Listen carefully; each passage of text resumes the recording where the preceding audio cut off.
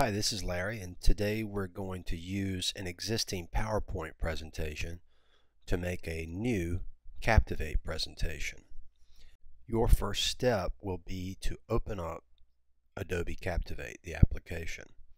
So I click on that and I wait for the program to open. In this video, I'm not going to edit out any of the wait times for this process, so you will see exactly the timing that it takes to do this. Is pretty quick, but there is a little bit of waiting involved. So now that Captivate has been opened, there's a splash screen and we can create a new Captivate presentation from all of these options. The option in this case, we're going to just pick from Microsoft PowerPoint. And click there. We click there. Okay. And now it just wants us to navigate to wherever that PowerPoint presentation is that we want to use. And so I'll navigate to a presentation of mine.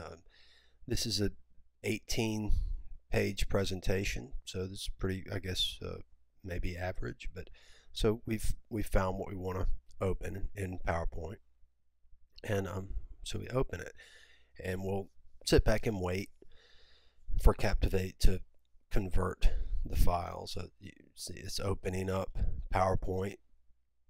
It does that on its own, and we're just still waiting. Now it says it's parsing. I don't know what that means. Now it's converting, and now you see it's converting and going through all the slides of the 18 presentation.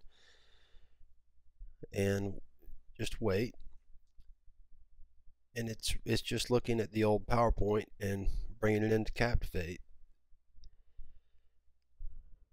And after this process that we're waiting on here happens, there'll be some options that we'll want to look at.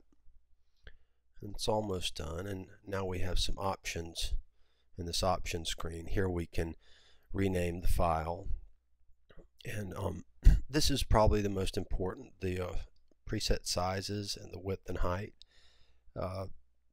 It's if you don't want your original PowerPoint to distort at all, then you want to use the setting that says Original PowerPoint Project.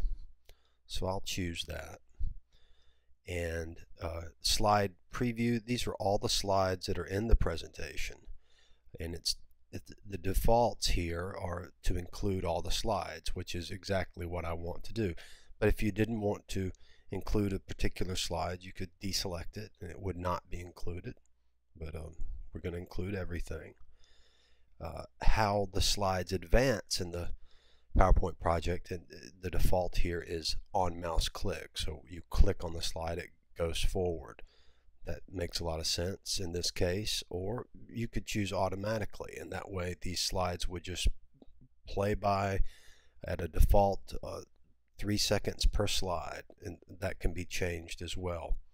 And but for our purposes, on mouse click is going to be just fine. And here's a interesting option.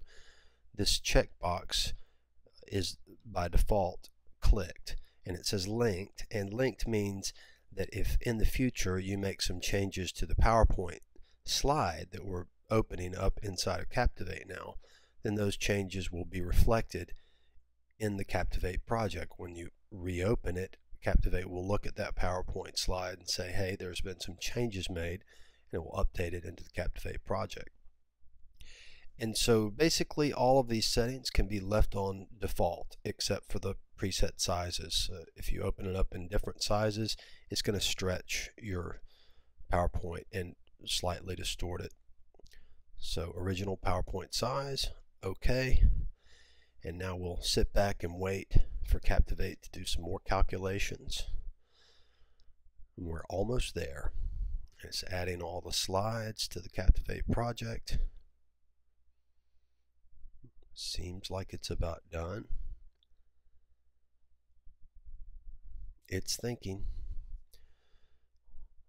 Adding click boxes. Okay, now here we are. We're inside of Captivate, and the PowerPoint presentation has been brought in. It's got a timeline on the left, very similar to how we're used to working in PowerPoint.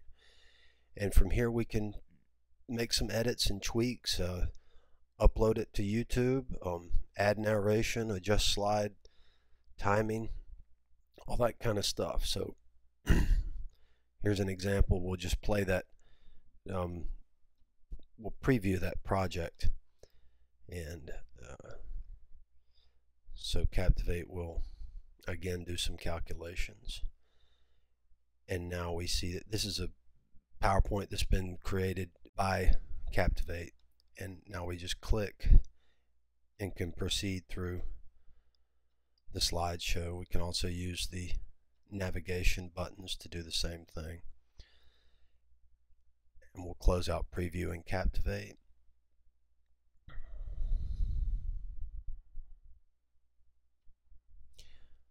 And that's it. Here we are. We're in Captivate. We can save this, and we have a new Captivate presentation. That's really it. And there's more to it if you want to make edits, but it's really that simple to go from PowerPoint to Captivate.